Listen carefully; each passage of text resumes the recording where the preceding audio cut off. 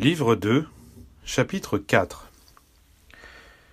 Je suis un homme né dans la boue d'autre terre, mais dans mes veines coule le sang ardent du lignage maya. Il brûle dans tout mon être, et cette ardeur me poussa à demander le baiser de la princesse Saknicté, et dans la chaleur de son baiser je fus un moi. En effet, la voix du destin intérieur m'avait appelé aussi vers le mystère caché par le mayab. Mais je dus me perdre, d'abord dans un désert infesté de doutes et nourri de craintes. Et le cœur me poussait à rester impassible dans tout ce désert et me disait qu'ainsi seulement, au milieu de cette solitude et affamé, je pourrais manger le pain du grand Seigneur caché, ce pain que donne par son baiser la princesse sacrée Saknicté, à celui qui n'hésite pas à s'arracher les yeux pour être à même de voir, et à détruire ses oreilles pour pouvoir entendre. Jusqu'alors, j'avais marché sur le premier sentier, le sentier du tiède, qui révèle quelquefois, mais cache presque toujours la vérité du mayab. C'est le large sentier où l'on sera toujours accompagné, et beaucoup le parcourent par crainte du silence, par peur de la solitude. Et sur ce chemin, j'avais vu briller par moments la lumière de la princesse Saknicté. Mais la lumière s'éteint en tombant sur la pierre que le Seigneur Jésus plaça comme un premier jalon dans le destin qui conduit au mayab. Et dans le désert, je trouvais seulement des pierres pour calmer ma faim et ma soif. Et j'étais une brebis de plus dans le troupeau que Pierre faisait paître. Et j'étais une brebis blanche. Cependant, je mourais de la faim et de la soif que m'inspirait le mayab, et je ne voulais pas mourir ainsi. La lumière de la princesse sacrée Saknicté, qui brillait au-delà de la pierre de mon destin, rendit ma laine noire. Et les brebis blanches m'expulsèrent de leur sein et me considérèrent comme perdu quand j'abandonnais le troupeau. Et je tombais dans les rochers escarpés où la tempête fait rage. Je ne m'étais pas construit un pont pour traverser l'abîme. Je ne le savais pas encore, mais je sais maintenant que le destin tenu par le grand Seigneur caché au plus haut et au plus sacré du mayab possède un chemin qui commence par Pierre, avec les brebis blanches, et qui conduit à Jean seulement quand l'amour pour les baisers de la princesse sacrée Saknicté rend sa laine noire. En me blessant parmi les rochers et les broussailles, je compris les paroles du mayab sacré, dites et écrites sur ce continent lointain par un autre être au lignage maya et qui porta le nom de Jean. Et on comprend cette parole en frappant la pierre dans l'obscurité. Selon cette parole, au commencement, le Verbe est avec Dieu. Il est Dieu, le grand Seigneur caché, et par ce Verbe, tout ce qui est fait est le soleil, la lune, la terre, les étoiles, l'homme, l'animal et les vers, les fruits qui donnent la vie, les fruits qui donnent la mort, et les mots de tous les mayas qui ont existé, qui existent et qui existeront toujours. En effet, les pierres transforment les troupeaux, mais le Verbe demeure à jamais même dans tout ce qui change. C'est ainsi que je pris connaissance du destin qui est le destin du mayab. Et ce destin est celui de tout homme qui découvre le chemin de Jean, chemin découvert aussi par Judas, l'homme de Kériote, chemin caché dans les profondeurs de l'homme et qui conduit au centre du mayab, et qui fut indiqué aussi par le Christ vivant en Jésus pour emporter avec lui une autre chair dans son même destin. C'est pourquoi je demande justice et réflexion pour Judas, l'homme de Kériote. Et voilà déjà 2000 ans que commença un destin dans la vie de l'homme, qui ne s'est pas encore accompli. Une nuit, alors, là-bas sur ce continent lointain, le Christ vivant en Jésus mangea de la nourriture pour la dernière fois avec tous ses disciples, qui étaient des géants de la petite Cosumile et qui marchaient également vers le chemin du Mayab. Cette nuit-là, on reçut l'ordre de la voix, celle qui est l'impulsion dans le cœur de quelques hommes aux veines parcourues par le sang du lignage Maya. Ah, heureuses les oreilles qui purent écouter cette nuit-là les vérités merveilleuses du Mayab, sacré, révélé par le Saint Seigneur Jésus. Ah, cœur pesant de pierre et de boue, chez ceux qui l'abandonnèrent sans cuir, parce qu'ils ignoraient le fil avec lequel le Saint Seigneur Jésus tissa le destin de cette civilisation.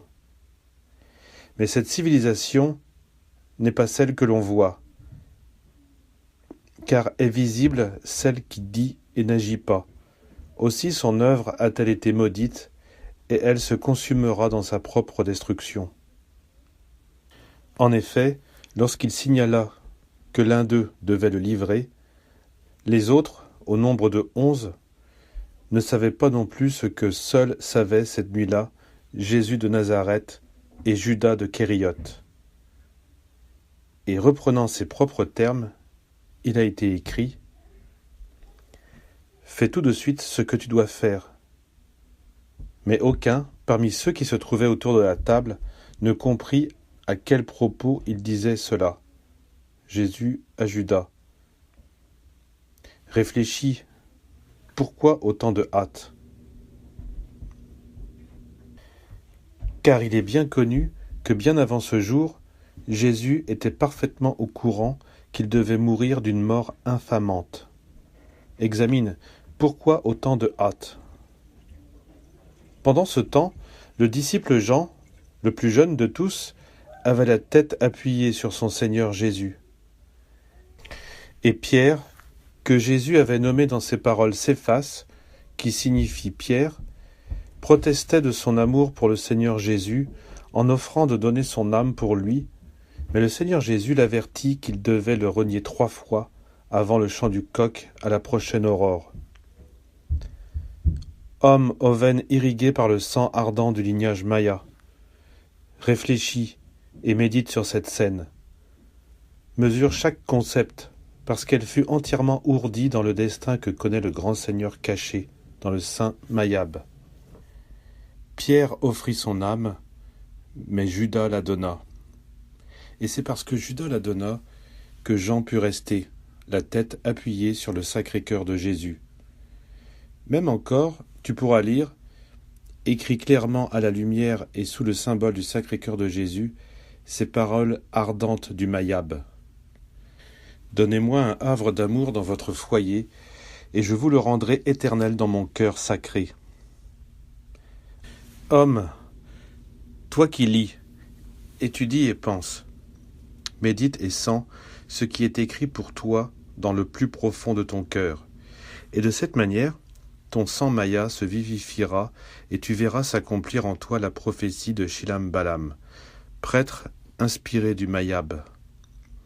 En effet, ni tout ce message contenu là, ni tout ce qui doit être expliqué ne sont visibles. Ceux qui le savent sont issus de notre grand lignage, nous les hommes Mayas. Ils connaîtront le sens de tout ce qui est mentionné là, quand ils le liront. Tu devras donc pouvoir lire avec le cœur. Au cours de cette nuit, commença à se tisser le destin de l'âme Maya de ces temps, de ce Khatoun, et de l'humanité qui vit des heures funestes que pourra fuir celui qui cherchera le saint et pur baiser de la princesse sacrée Saknicté. Et il entrera dans l'arche de Noé, invisible, pour créer une civilisation nouvelle. En effet, avant cette nuit-là, sur ce continent lointain, la voix du grand Seigneur caché qui parlait par la bouche du Saint Seigneur Jésus vous dit « Que celui qui a des yeux voie, que celui qui a des oreilles entende. » Et le Saint Seigneur Jésus connaissait le destin de l'homme, car il était né pour enseigner à s'éveiller, à mourir et vivre ainsi et montrer le chemin jusqu'à la fin. Mais aucun de ceux qui étaient avec lui cette nuit-là ne l'entendait de la sorte. Ils le comprirent longtemps après, car il dormait encore cette nuit-là. Comme toi, maintenant tu dors. Mais si tu es diligent, si tu fais des efforts et tu ne fléchis pas, ces paroles t'aideront à t'éveiller, et ainsi pourras-tu mourir également, et ensuite tu pourras vivre. Et celui qui vit apprend que le destin lui montre bien des choses, cachées à l'homme debout, car il est donné seulement à celui qui s'éveille de mourir, et de vivre à celui qui meurt. Et en vivant, l'on vit dans le cœur du Mayab. Et ce que Judas, l'homme de Kériot, fit de suite, ce fut retenir son temps pour que le Saint Seigneur Jésus disposât entièrement un fil dans la trame de ce destin humain qui pointe sur les terres mayas vers une nouvelle civilisation, et que lui seul connaissait voilà 2000 ans. En effet, si Judas n'avait pas fait au plus tôt ce qu'il fit, les événements rapportés dans les textes de Jean n'auraient pas été possibles. Mais cette question sera traitée en son temps. Pour l'instant, je me contenterai de vous rappeler le contenu de cette partie des Saintes Écritures portant la signature de Jean. C'était la 3e fois que le Saint Seigneur Jésus apparaissait parmi ses disciples, par la volonté du grand Seigneur caché, après que son corps de boue eut péri sur la croix.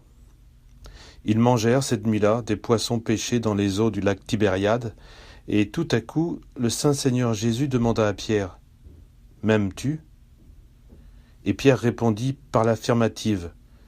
Et le Saint Seigneur Jésus lui dit, « Paix mes brebis. » Et 2 fois de plus, il lui demanda, « M'aimes-tu » Et 2 fois de plus, Pierre répondit, « Oui. » Et 2 fois de plus, le Seigneur Jésus lui dit, « Paix mes brebis. » 3 fois au total. Et ainsi commença à sourdir le destin des brebis blanches.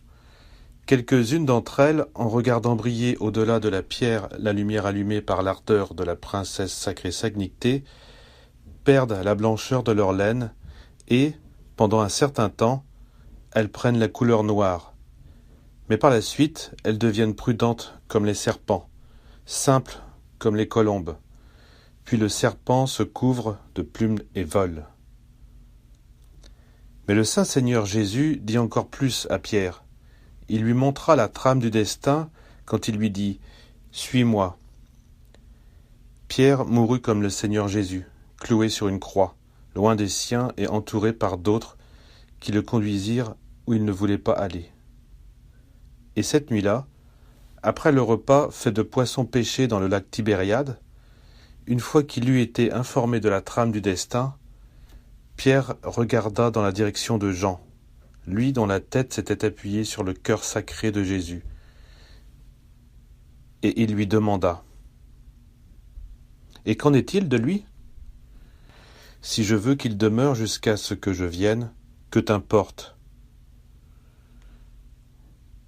Et l'on parle tant et plus sur l'immortalité de Jean à cause de ces mots, mais l'on parle tant et plus sans savoir ce qui, de Jean, demeure et ce qui est immortel. Efforce-toi donc à comprendre ce qui demeure jusqu'à l'avènement de ce qui est moi.